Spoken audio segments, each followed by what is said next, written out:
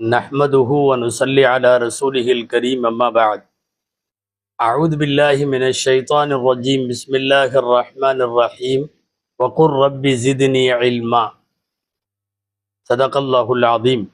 அளவற்ற அருளாளனும் நிகரற்ற அன்புடையோனுமாகிய எல்லாம் வல்ல அல்லாஹுவின் பெயரால் துவங்குகிறேன்.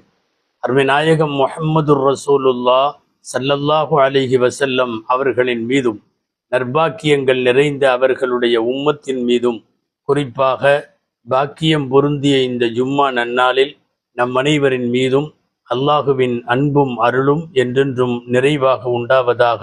ஆமீன். அல்லாஹுவின் பேரருளால் நாடு முழுவதும் பொதுத் தேர்வு எழுதிய 10ஆம் வகுப்பு 11 12ஆம் வகுப்பு மாணவர்களினுடைய தேர்வு முடிவுகள் வெளியாக இருக்கிற நிலையில் உயர்கல்வி குறித்தும் மேற்படிப்பு குறித்தும் இந்த நேரத்தில் நமக்கு சிந்தனை அவசியமாகிறது.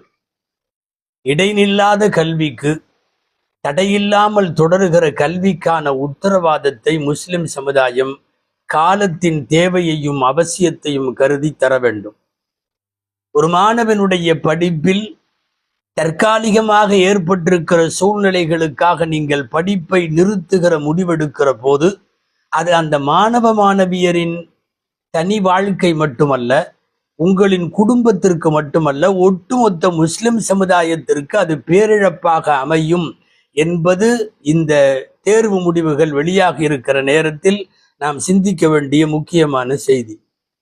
அன்பானவர்களே, கல்வி இடைநிற்றல் இல்லாமல் தொடர வேண்டும். இந்த நாட்டினுடைய முஸ்லிம் சமுதாயத்தினுடைய பின்னடைவுக்கான காரண காரியங்களை குறித்து அலசி ஆராய்ந்த ஏராளமான ஆய்வறிக்கைகள், குறிப்பாக சச்சார் கமிட்டியினுடைய அறிக்கை உள்ளிட்டவைகளெல்லாம் சொல்லுகிற செய்தி என்ன தெரியுமா? முஸ்லிம் சமுதாயத்தில் கல்வியில் இடைநிற்றல் அதிகமாக இருக்கிறது. சமுதாயத்தின் பின்னடைவிற்கு மிக மோசமாக நாளுக்கு நாள் முஸ்லிம்களின் வாழ்க்கை தரம் தேய்ந்து போவதற்கு பின்னால் இது முக்கியமான காரணமாக பார்க்கப்படுகிறது. தயை கூர்ந்து நீங்கள் பாதியிலே நிறுத்தி விடாதீர்கள். படிப்பை உயர்கல்விக்கு செல்லாமல் நீங்களாகவே முடித்து கொள்ளாதீர்கள். உங்களுக்கு தெரியும், திருக்குர்ஆனின் வழி நடுகிலும் ஏன் நபி மொழிகளின் எல்லா வழிகளிலும் என்ன சொல்லப்பட்டிருக்கிறது தெரியுமா? பதவியோ காசோ பணமோ சொத்தோ சுகமோ உலகு சார்ந்த வளங்களோ எல்லாமே அதிகம் வேண்டும் என்று கேட்பது கேவலமானது, ஆபத்தானது, அற்பமானது, கேட்கக்கூடாது. ஆனால் கல்வியை மாத்திரம் அதிகம் கேட்க வேண்டும் என்று வலியுறுத்துகிறது குர்ஆனும் நபிமொழிகளும். அல்ஹாக்கும் தகாசுர், அதிகம் வேண்டும் என்று கேட்பது உங்களை வீணாக்கி விட்டது என்று பேசுகிற அதே திருக்குர்ஆன் அல்லாஹு சொல்லித் தருகிறான், ஒருவன் அல்லாஹுவிடத்தில் எப்படி பிரார்த்தனை செய்ய வேண்டுமாம்? வகுர் ரப்பி ஜித்னி இல்மா, எனது கல்வியை அதிகப்படுத்தி கொடு என்று கேட்கலாம். உலகத்தில் அதிகம் கேட்குதல் என்பது படிக்கப்படாமல் புகழப்படுகிற ஒரே ஒரு இடம் கல்வி மாத்திரம்தான். கல்விக்கு இஸ்லாத்தில் வயது தடையில்லை. பல்வேறு எந்த காரணங்களும் தடையாக முடியாது. அன்பானவர்களை, பிறப்பில் துவங்குகிற கல்வி பயணம் அவன் மன்னரைக்கு செல்லுகிற வரை அவன் கல்வியாளனாய் கற்பவனாய் இருக்க வேண்டும் என்கிறது. கற்பிப்பது கூட அவரவர்களின் தரத்தை பொறுத்தது. கற்பவனாக இருப்பது என்பது கபருக்கு செல்லுகிற வரை தொடர வேண்டும். நாட்டிலே இன்றைக்கு பார்க்கிறோம், கல்வியில ஏற்பட்டிருக்கிற விழிப்புணர்வு. முதியவர்கள் பொது தேர்வு எழுதுகிறார்கள், மூதாட்டிகள் பொது தேர்வு எழுதுகிறார்கள், ஏன் மாற்றுத்திறனாளிகள் தேர்வு எழுதுகிறார்கள். 2 கண்களிலும் பார்வை இல்லை அல்லது கைகள் இல்லை, இன்னொருவர் மூலமாகத்தான் துணையாக வைத்து தேர்வு எழுத வேண்டும். அவர்களெல்லாம் எழுதுகிறார்கள். ஏன் இந்த வருட 10ஆம் வகுப்பு 12ஆம் வகுப்பு தேர்வுகளை சிறை கைதிகள் நூற்றுக்கணக்கான பேர் எழுதியிருக்கிறார்கள். யோசித்து பார்த்தால் உடலோ, அதிலே உள்ள குறைபாடுகளோ, வயதோ, காசு பணங்களோ எதுவும் கல்வியை தடுக்க முடியாது என்கிற சூழல் இன்றைக்கு வந்திருக்கிறது. அன்பானவர்களே, முஸ்லிம் சமுதாயம் தன்னுடைய வருங்காலத்தை குறித்து திட்டமிட வேண்டும். திட்டமிடாத சமுதாயம் உண்மையாகவே எல்லா தளங்களிலும் அது தோல்வி கண்டுவிடும். நமக்கு உலகத்தினுடைய மிகப்பெரிய முன்மாதிரியும் வழிகாட்டியுமான எம்பெருமானார் முஹம்மதுர் ரசூலுல்லாஹ் ஸல்லல்லாஹு அலைஹி வஸல்லம் மிக அற்புதமான திட்டமிட்டு இந்த சமுதாயத்தை முன்னெடுத்து வழிகாட்டிய தொலைநோக்கோடு வழிகாட்டி தந்த தலைவர் நபிகள் நாயகம் ஸல்லல்லாஹு அலைஹி வஸல்லம். திட்டமிடாத சமுதாயம் எல்லா திக்கிலும் தோல்வி அடைந்துவிடும். அப்படி திட்டமிடுகிற போது மிகப்பெரிய திட்டமாக இன்றைக்கு இந்த சமுதாயம் முன்னெடுத்து கொள்ள வேண்டியது உயர்கல்வியில் கவனம் செலுத்தி உயர் பதவிகளில் அதிகார மையங்களில் இந்த சமுதாயம் அமர்வதன் அவசியத்தை உணர்ந்து காலத்தின் தேவையை கருதி அவர்கள் உயர்கல்வியை தொடர வேண்டும். எத்தனை திட்டமிடலோடு ஸல்லல்லாஹு அலைஹி வஸல்லம் நகர்த்தினார்கள்.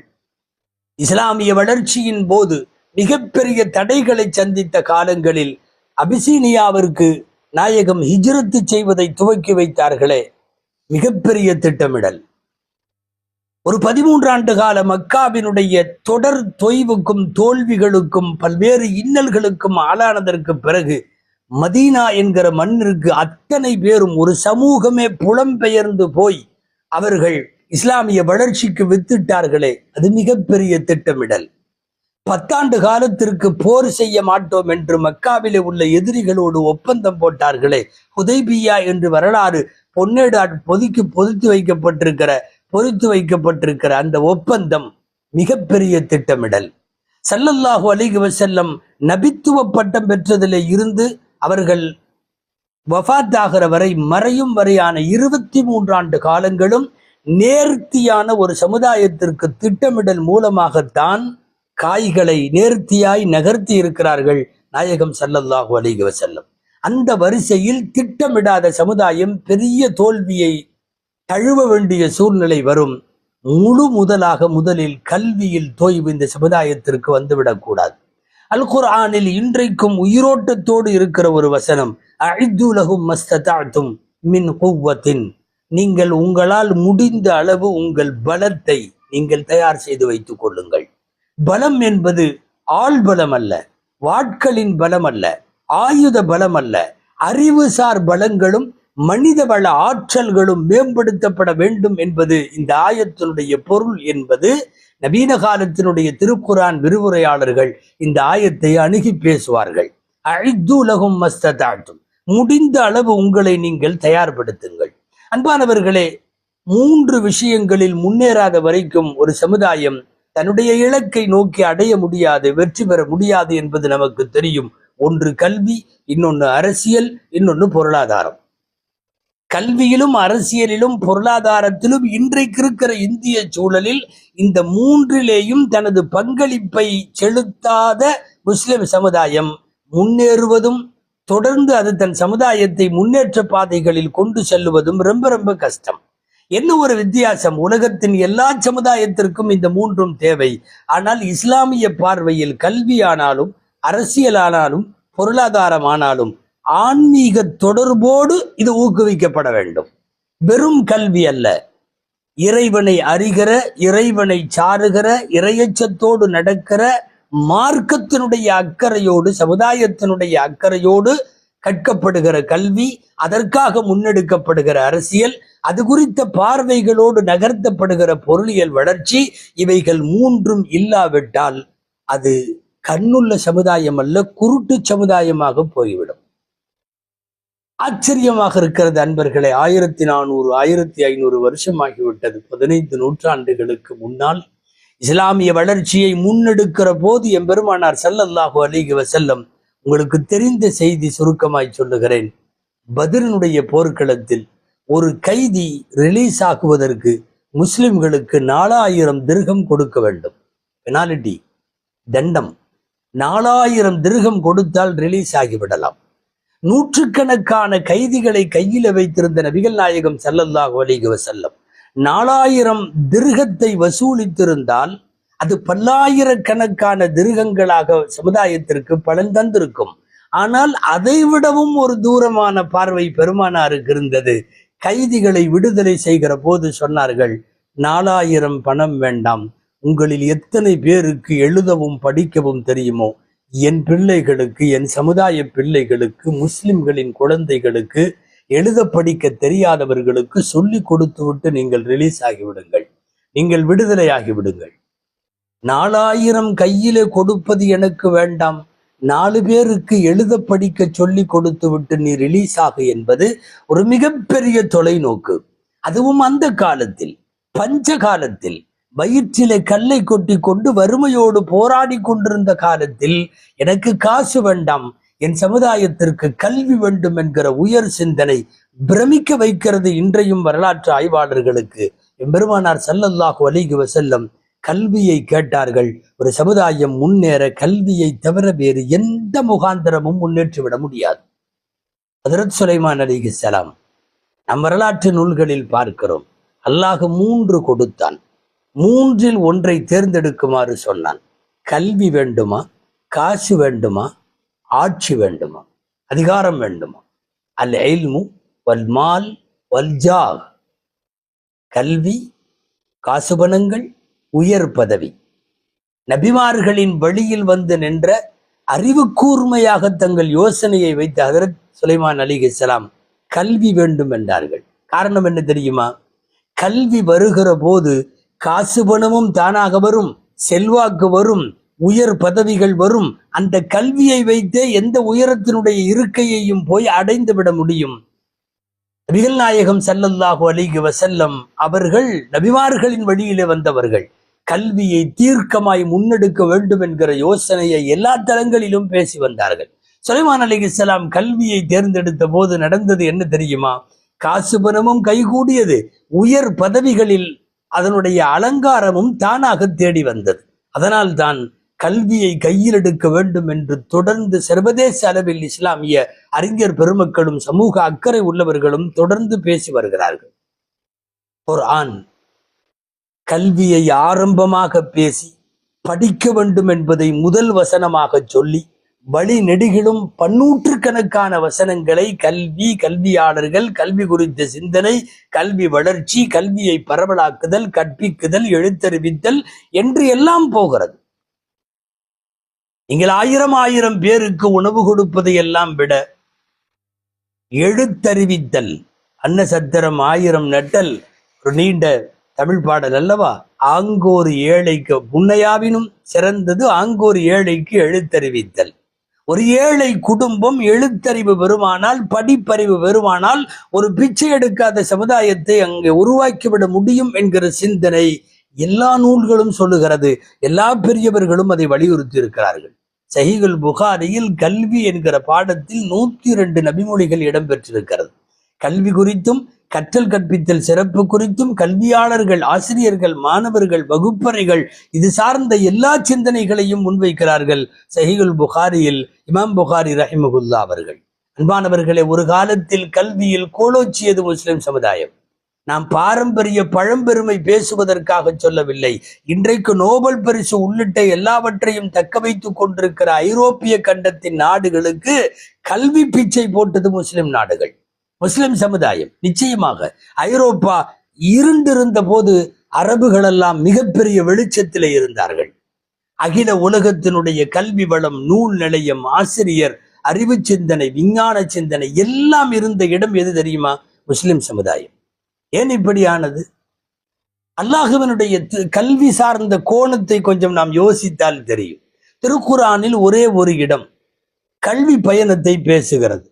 கல்வி கற்க மாணவர் போகிறார். மாணவருக்கு பெயர் மூசா அலைஹிஸ்ஸலாம், ஆசிரியருக்கு பெயர் ஹித்ர் அலைஹிஸ்ஸலாம். ஒரு நீண்ட தொடரை நீண்ட வரலாறாக குர்ஆன் பேசுகிற குர்ஆனுடைய 15, 16வது ஜுசுவில் பிரபலமான சூரா கஹ்ஃப் அத்தியாயத்தில் வரக்கூடிய வரலாறு கல்வி பயணம். இமாம் புகாரி இந்த ஆயத்துக்களை மையப்படுத்தி தனியாக ஒரு பாடம் கல்விக்காக பயணம் செய்தல் என்று எழுதுகிறார்கள். நாம் சொல்ல வருவது என்ன தெரியுமா? இந்த கல்வி பயணத்தை பேசுகிற திருக்குர்ஆன் கல்வி கற்கணும் அவ்வளவுதானே, அங்க ஒரு ஆசிரியர் இருக்கார், நீ அங்க போய் படிச்சுக்கோ என்று தானே சொல்ல வேண்டும். இறைவன் 2 கடல்கள் சந்திக்கிற இடத்திற்கு போக சொல்லுகிறான். என் தரையில ஏதாவது ஒரு இடத்தை சொல்லலாமே. 2 கடல்கள் சந்திக்கிற இடத்தில் ஒரு மிகப்பெரிய பிரயாசைப்பட்டு பயணிக்க வேண்டும். சாதாரண வழி அல்ல, தரை வழி அல்ல, கடல் வழி பயணம், கப்பல் பயணம், படகின் பயணம். 2 கடல் சந்திக்கிற இடத்தில் ஒரு ஆசிரியர் இருக்கிறார், போய் படி. என்ன சொல்ல வருகிறது தெரியுமா திருக்குர்ஆன்? கல்விக்காக, உயர் கல்விக்காக நீ கடல் கடந்து போ, உலகத்தின் எங்கு வேண்டுமானாலும் போ. ஆபத்துகள் நிறைந்தது என்று யோசிக்க வேண்டாம். கல்வியை அடைவதற்காக உன் பயணம் லகுவான பயணமாக இருக்க வேண்டாம். 2 கடல் சந்திக்கிற இடத்திலே அந்த ஆசிரியர் இருக்கிறார், போ என்று சொல்லி அனுப்பி வைக்கிறான். ரப்பு நினைத்திருந்தால், போ, அந்த பள்ளிவாசல்ல ஒருத்தர் உட்கார்ந்து இருப்பாரு, அவர்கிட்ட போய் படிச்சுக்கோ. ஒரு மரத்தடியில ஒருத்தர் உட்கார்ந்து இருக்காரு, அவர்கிட்ட போய் படிச்சுக்கோ என்று அல்ல சொல்லவில்லை. மஜ்மஉல் பஹ்ரைன் என்று குர்ஆன் சொல்லுகிற 2 கடல்கள் சந்திக்கிற இடத்தை நோக்கி பயணப்படுகிறார்கள் ஹஜ்ரத் மூசா அலைஹிஸ்ஸலாம். அன்பானவர்களே, கல்விக்கான பயணம் நீண்டதாக இருக்கட்டும், சிரமம் இருந்தாலும் அது மேற்கொள்ளப்பட வேண்டும், கடல் கடந்தாலும் அது மேற்கொள்ளப்பட வேண்டும் என்கிற கல்வி குறித்த எல்லா உயர்வு சிந்தனைகளையும் அல்லாஹ் அந்த ஒற்றை சம்பவத்தில் திருக்குர்ஆனிலே சொல்லுகிறான். எந்த கல்வியை பற்றி பேசவில்லை குர்ஆன்? நீங்கள் எத்தனை முறை கேள்விப்பட்டிருக்கிறீர்கள்? உலகத்திலேயே ஒரு பாதுகாப்பு சுவரை, பெருஞ்சுவரை கட்டிய துல்கர்னைன் சுவர் கட்டியதை வரலாறு பேசுகிறது. ஒருவர் ஒரு சுவர் கட்டினார் என்பது ஏதோ ஒரு ஊரினுடைய வரலாறு தானே, அது ஏன் பேச வேண்டும் திருக்குர்ஆன்? ஒரு பெருஞ்சுவரை கட்டி முடித்திருக்கிற துல்கர்னைன் அவர்களை பற்றி பேசுகிறது திருக்குர்ஆன். கிட்டத்தட்ட இன்றைய சிவில் இன்ஜினியரிங் படிப்பினுடைய அஸ்திவாரத்தை பேசுகிறது குர்ஆன். இரும்பை உருக்கி சட்டிகளாய், தேக்குகளாய், வாட்களாய், கரண்டிகளாய், அகப்பைகளாய், இரும்பு சாமானங்களில் போர் கவசங்களாய் எத்தனை செய்தாரோ ஹஜ்ரத் தாவூத் அலைஹிஸ்ஸலாம் அதையெல்லாம் வரிசைப்படுத்தி இரும்பு தளவாடங்களில் இவ்வளவு சாமான்களை உருவாக்கி கொடுத்தார், உருக்கி வார்த்து அவர் அந்த தொழிலை செய்தார் என்று குர்ஆன் பேசுவது மெக்கானிக்கல் இன்ஜினியரிங். நிறைய படிப்பு, இன்றைய டிஎன்ஏ ஆய்வு வரைக்கும் திருக்குர்ஆனுக்குள்ளே அதற்கான கூறுகளும் செய்திகளும் கிடக்கிறது. சுருக்கமாய் சொல்ல வருவது, உயர் கல்வியும் கல்வி சிந்தனையும் இடைநிலா கல்வியும் தடையில்லாமல் தொடர வேண்டிய கல்வி பயணமும் இன்றைக்கு காலத்தினுடைய கட்டாயம். பொதுவாகவே அந்தந்த காலத்தில் என்ன தேவையோ அந்த தேவையை நோக்கி சமுதாயத்தை நகர்த்துகிற வழிகளில் நபிகள் ஸல்லல்லாஹு அலைஹி வஸல்லம் வென்றிருக்கிறார்கள். உங்களுக்கு தெரியும், ஸைத் இப்னு ஸாபித் ரலியல்லாஹு அன்ஹு என்கிற நபித்தோழரை கூப்பிட்டு யகூதிகளின் மொழியை கற்க சொல்லுகிறார்கள். நீ அரபு மொழி படி என்பது மாத்திரமல்ல, நீ திருக்குர்ஆன் விளக்கங்களை படி என்பது மாத்திரமல்ல, நான் சொல்லும் ஹதீஸுகளை மனப்பாடம் செய் என்பது மாத்திரமல்ல, காலத்தின் தேவையை உணர்ந்து அடுத்த அடி நகர்வு எடுத்து வைக்கிறார்கள். என்ன? நிறைய விஷயங்கள் யகூதிகளின் மொழியில இருந்து பரிமாறப்படுகிறது, அந்த மொழியின் தேவை இருக்கிறது. ஸைத், நீ போய் படித்து விட்டு வா என்றார்கள். ஒரு மொழியை தீர்க்கமாக சுமார் 16-17 நாட்களில் அந்த மொழியை எழுத பேச கற்றுக்கொண்டவர் திரும்பி வந்து விட்டார் என்கிற குறிப்பை பார்க்கிற போது யூதர்களின் மொழியை எதற்கு படிக்க சொல்ல வேண்டும்? இங்கே ஒன்று புரிகிறது, காலத்தினுடைய அவசியத்திற்கேற்ப முஸ்லிம் சமுதாயத்தை நகர்த்த வேண்டும் என்கிற நபிகள் ஸல்லல்லாஹு அலைஹி வஸல்லத்தினுடைய போங்கு, அந்த தொலைநோக்கு நமக்கு அங்கே புரிய வருகிறது. மருத்துவ படிப்பானாலும் சளைத்தவர்கள் அல்ல நாம். இந்த உலகத்தில் மருத்துவத்தின் முன்னோடிகள் முஸ்லிம்கள். நான் வரலாற்றை அலி இப்னு சீனாவில இருந்து, ஜாபிர் இப்னு ஹையான் ரலியல்லாஹு அன்ஹுவிலிருந்து, இத்ரீஸ் அவர்களிலிருந்து நிறைய பேசிக் கொண்டால் வரலாறு நீண்டுவிடும். இந்த உலகத்தில் மருத்துவத்தின் முன்னோடிகள் முஸ்லிம்கள். நபி வழி மருத்துவம் மட்டுமல்ல, இன்றைய அலோபதி வரைக்கும் சொல்லுகிறோம்.